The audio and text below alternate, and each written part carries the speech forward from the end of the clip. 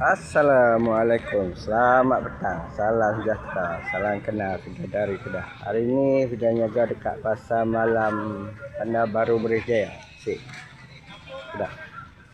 Ada macam-macam. Ada produk RCC, ada stevia campur fiber bitok, ada jeruk salak, sambal stevia, jeruk petai, jeruk menah sambal stevia, jeruk pelas sambal stevia, jeruk lubi. Ada jeruk lubi RM2, ada jeruk lubi RM3. Sebelah kedai niaga ni ada pizza.